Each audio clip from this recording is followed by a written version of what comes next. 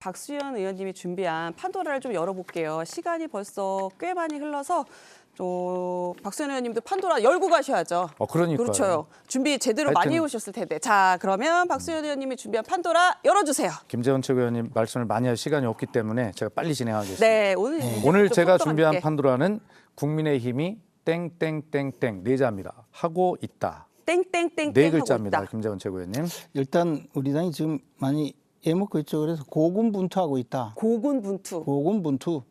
뭐 격려합니다. 어떻게 그런 고급스러운 말을 골라가지고. 그러면 좀 더 용맹정진. 용맹정진. 좋습니다. 제발 좀 그렇게 하시기 바랍니다. 그렇게 하시기 바랍니다.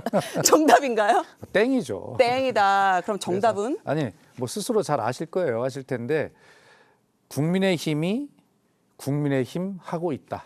이렇게 저는 답을 아주 쉽게 냈는데 그걸 못 맞추시네요. 그래서 이게 이야기는 뭐냐면 네. 말이 안 되는 얘기를 아니 하고 아까 있으니까. 본인도 처음에 얘기했잖아요. 그래서 제가 아주 아무리 생각해도 이 답은 맞출 수 없는.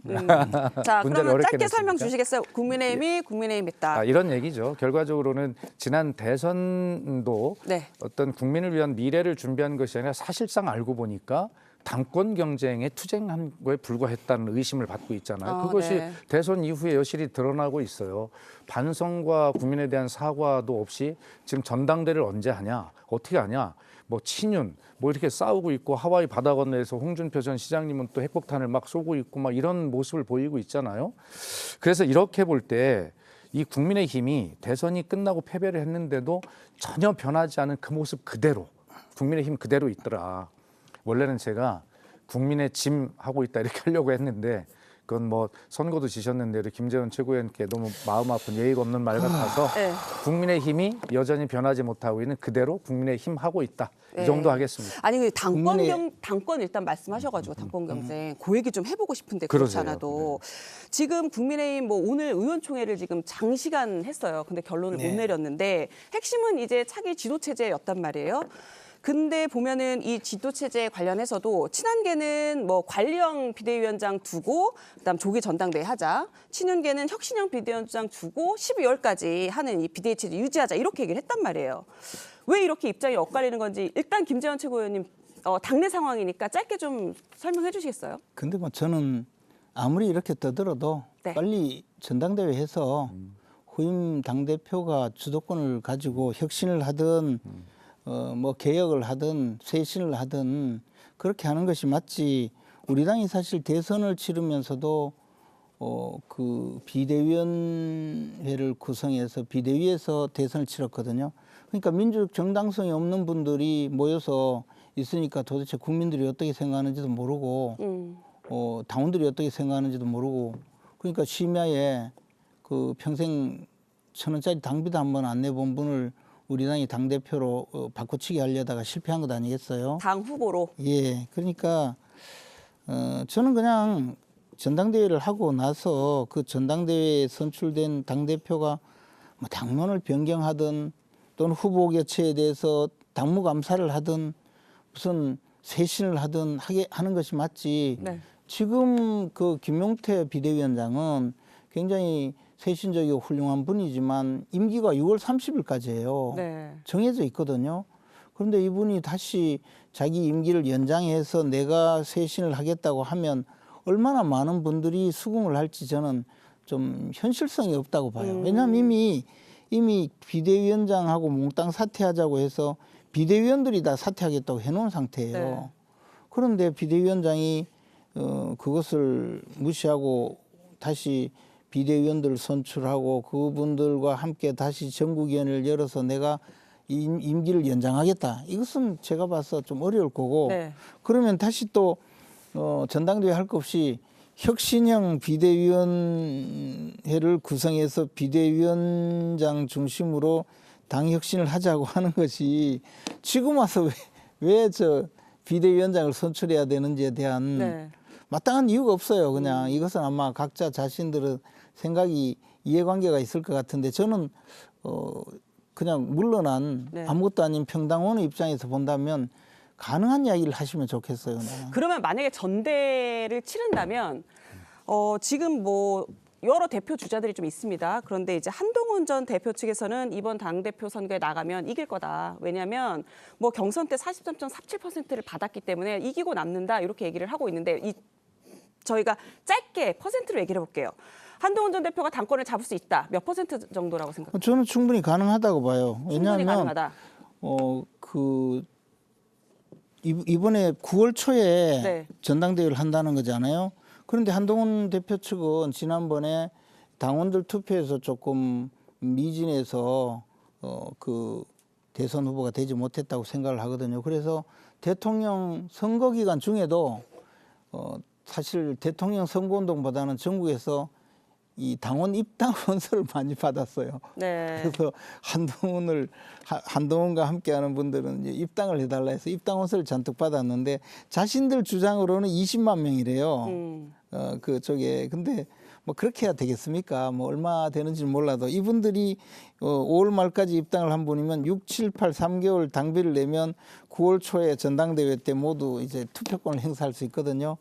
저는 뭐 그렇게 봐서 이분들이 충분히 역량을 갖추었다고 생각을 해요. 근데 네. 막 그것이 누가 되든 문제는 비대위를 만들어서 혁신하겠다는 것에 대한 이 별로 그 정당성이 없다. 네. 그러니까 그냥 빨리 전당대회를 해서 당이 안정적으로 체제를 갖추는 게 맞다. 아니, 저도 네. 국민의힘 이야기지만 일단 요 얘기 좀 잠깐 해볼까요? 그러세요, 저희가 그럼. 시간이 별로 없어서 일단 전대를 치른다는 전제 하에 박수현 의원님은 이제 뭐 국민의힘 얘기기는 하지만 한동훈 전 대표가 출마한다면 될 가능성 몇 프로다? 아니 저도 똑같아요. 상당히 가능성이 있다 보고 그렇게 돼야 된다고 생각해요. 저는. 네. 자 우선 좀 국민의힘 이야기지만 뭐 혁신형 비대위를 하네 뭐 관리형을 하네 좀 무슨 의미가 있는가 싶어요. 그 당이든 저희 당이든 혁신 그 오랫동안 해온 혁신 때문에 뼈를 하도 깎아가지고 깎을 뼈가 없어 이제. 문제는 뭐냐면 그렇게 다 혁신해 왔는데 그것을 운용하는 세력과 사람이 문제예요. 지금 그렇게 많은 문제를 일으키고 탄핵을 일으켰던 그 친윤이라고 하는 그 정당의 주 세력들 선거에 지고도 물러나지 않잖아요. 안 오면 어떻게 하겠어요? 당원의 힘으로 정리하는 수밖에 없거든요. 그래서 김재원 최고가 말씀하신 대로 저는 전당대회를 통해서 당원의 힘으로 정리하는 수밖에 방법이 없는 거예요. 그렇다면 그 한덕수 씨를 하룻밤에 정리하는 그 당원의 집단 지성이 아직 살아 있거든요. 그렇다면 국민의힘이 이 건전한 야당으로서 앞으로 나아가는 그런 역할을 하고 차기 집권을 보기 위해서는 결과적으로 그래도 합리성이 좀 살아있는 그런 어떤 사람을 택할 수밖에 없다는 생각이 한동훈 전 들고요. 대표다. 저는 그래서 그것이 뭐 김문수 후보님께서 예를 들어 다시 안 나오신다면 그것도 전제로, 여쭤볼게요. 김문수 후보는 나와야 된다, 나오지 말아야 된다. 저는 뭐 나오시는 것이 바람직하지 않다고 봅니다. 바람직하지 않다. 그래서 이미 그렇게 강물은 흘러갑니다. 그래서 흘러간 물이 되돌아와서 어떤 강물을 다시 밀어낼 수 없는 것인데요. 김문수 후보님은 아까 말씀하신 대로 죄송하지만 그 시대에 맞는 이 시간의 역할을 충분히 하신 것 같고요. 그래서 이제 후배들이 좀 새로운 길을 열어갈 수 있도록 격려해 주시는 역할을 하셔야 되고 네. 그래서 어쨌든 지금 현재로 봐서는 한동훈 전 비대위원장이 이 어떤 전당대회 속에서 어필할 가능성이 상당히 많다. 그리고 많다. 정리돼야 된다. 저는 그 부분에 대해서는 네. 조금 생각이 다른 게 네. 우리 이재명 그 대통령이 그 벌써 대통령 선거 3번 나와서 당선이 됐잖아요. 네. 그런데 지난번 문재인 대통령과 경선에서 패배했을 때는 그때 성남시장이었죠. 그리고 그 이후에 윤석열 대통령과 겨뤄서 패배했을 때는 그 경기도지사였어요. 근데도 돌아와서 결국 당대표가 되고 당대표를 또 재선까지 하셨거든요. 네.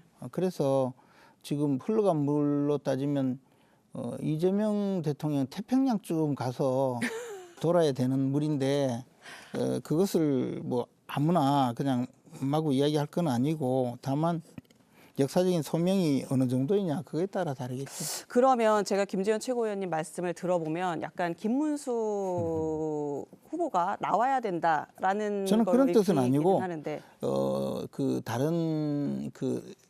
다른 당의 사정이라고 해서 너무 함부로 네. 재단을 하는 것은 잘못이다. 그런 아니 그 김재현 최고위원님 오시면 저 이거 여쭤보려고 했어요. 사실은 김문수 후보 비서실장을 하셨기 때문에 네. 김문수 후보는 뭐 욕심 없다 이렇게 말씀을 하시지만 나오시나요? 안 나오시나요?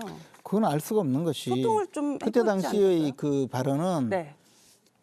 실무진 100여 명을 모아놓고 이제 해단식을 하려고 하는데 실무진이 아닌 외곽 지원 그 역할을 했던 분이 몰려와서 당대표 출마라고 막 소리를 지르고 연호를 하니까 그런 소리 하지 마라. 내가 지금 그 당대표 출마할 때냐 하고 호통치는 그 내용이었어요. 네. 그래서 그것이 뭐 욕심이 있다 없다의 문제보다도 그런 식으로 하는 건 날 망치는 일이다. 오늘 판도라에서 우리 김재원 최고의 발언으로 기사가 하나 뽑힐 것 같습니다. 어떤? 아니 이야기는 이미 김문수 후보 전당대에 출마할 수도 뭐 이런 거. 아니 그러면 이미 제가 이런 이야기는 다 저 언론에 했고 또 그 비슷하게 주로 이제 그 추측 보도를 일삼는 분들이 또 그렇게 보도까지 했어요. 근데 정상적으로 말씀드리자면 김문수 후보가 지금 전당대회에 출마한다는 생각을 가진 것도 아니고 출마하겠다고 한 것도 아니고 그렇다고 해서 또 역사적인 소명이 어떻게 지금 부여될지도 알 수 없는 그래요. 김재원 그건 뭐 맞습니다. 최고께서 생각하시기에는 김문수 후보가 출마해야 한다?